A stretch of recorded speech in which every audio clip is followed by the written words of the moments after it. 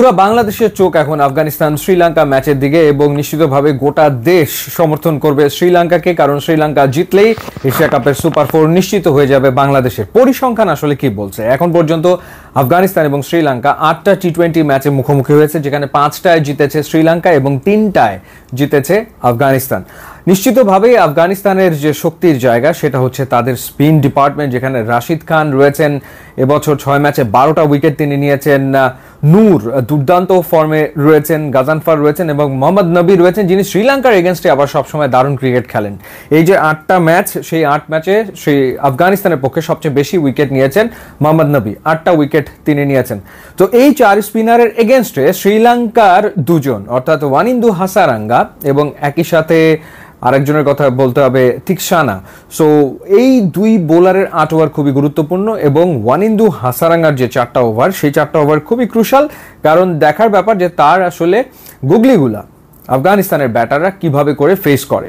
এবার যদি আমরা ব্যাটিং ডিপার্টমেন্টের দিকে তাকাই, গুরবাজ শ্রীলঙ্কার এগেনস্টে 248 রান করেছেন, তিনি হাইয়েস্ট রান গেটার শ্রীলঙ্কার বিপক্ষে, ডেঞ্জারাস ব্যাটার, এবং শ্রীলঙ্কা যদি গুরবাজকে আগে ভাগে আউট করে দেয় তাহলে আসলে আফগানিস্তান রান করাটা মুশকিল। এছাড়া নাজিবুল্লাহ জাদরান ডেফিনেটলি রয়েছেন, এছাড়া তাদের আরও কয়েকজন মিডল অর্ডার ব্যাটার রয়েছেন, বা ওমার জাইয়ের কথা আলাদা করে বলতে হয় কারণ দুটো ইনিংস তিনি খেলেছেন, দারুণ ছিল এবারের এশিয়া কাপে।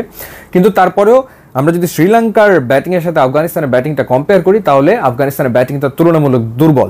আর শ্রীলঙ্কার ব্যাটিং অর্ডারের দিকে তাকালে নিশাঙ্কা দারুণ ফর্মে রয়েছেন, এখন পর্যন্ত বোধহয় 118 রান করে ফেলেছেন এশিয়া কাপে। কুশাল মেন্ডিস এখনো ভালো নক খেলতে পারেনি, কিংবা কুশল পেরেরা রয়েছেন। কামিল মিশ্রা বাংলাদেশের এগেনস্টে 46 রানের একটা ইনিংস খেলেছিলেন। দার্শন সানাকা রয়েছেন, চারিত আসালাঙ্কা রয়েছেন। সো ব্যাটিং অর্ডারের দিকে তাকালে ডেফিনেটলি এই জায়গাটাতে শ্রীলঙ্কার শক্তির জায়গা। আর পেস বোলিং ডিপার্টমেন্টে ওখানে ফজল হক ফারুকি রয়েছেন এবং ফজল হক ফারুকির পাশাপাশি ওমর জাই রয়েছেন। ফজল হক ফারুকিও কিন্তু শ্রীলঙ্কার এগেনস্টে এখন পর্যন্ত 7টা উইকেট নিয়েছেন। তিনি এফেক্টিভ এবং যখন তিনি নতুন বলে বল করেন তিনি বল বেশ ভালো সুইং করান।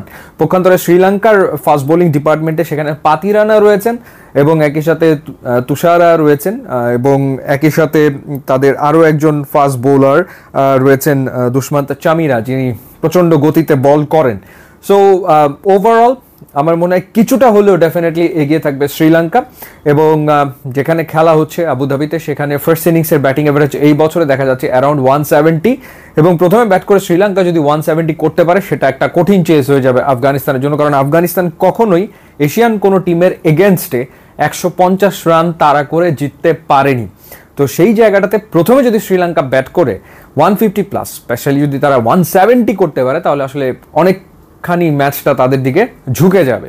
তো আপনার কি মনে হয় ডেফিনেটলি জানাবেন, এবং এই ম্যাচের প্রেডিকশন আপনার কি, এবং সবাই তো আসলে তাকিয়ে থাকবে এই ম্যাচের দিকে, নিশ্চিতভাবে সমর্থন থাকবে শ্রীলঙ্কার দিকে। সো দেখাই যাক কি হয়। ইউটিউব ইনস্টাগ্রাম লিঙ্ক দেওয়া আছে, আপনারা যোগ দিলে খুবই খুশি হবে। And thanks for watching.